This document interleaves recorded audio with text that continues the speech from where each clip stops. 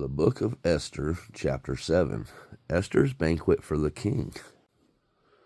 So the king and Haman came to the banquet with Esther the queen.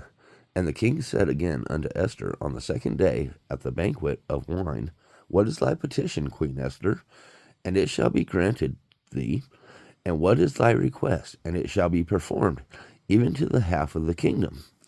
Then Esther the queen answered and said, If I have found favor in thy sight, O king, and if it please the king, let my life be given me at my petition, and my people at my request.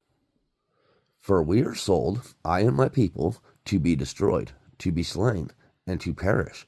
But if we had been sold for bondmen and bondwomen, I had held my tongue, although the enemy could not countervail the king's damage. Then the king Ahasuerus answered and said unto Esther the queen, Who is he, and where is he, that durst presume in his heart to do so? And Esther said, The adversary and enemy is this wicked Haman. Then Haman was afraid before the king and the queen.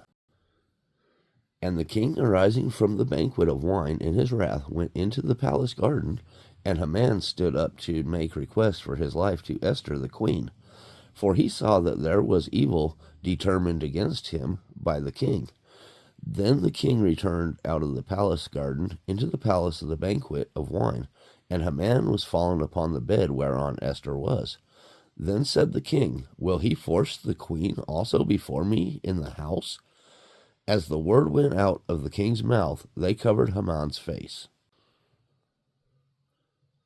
Haman is hanged. And Harbona, one of the chamberlains, said before the king, Behold also the gallows 50 cubits high, which Haman had made for Mordecai, who had spoken good for the king, standeth in the house of Haman. Then the king said, Hang him thereon. So they hanged Haman on the gallows that he had prepared for Mordecai. Then was the king's wrath pacified.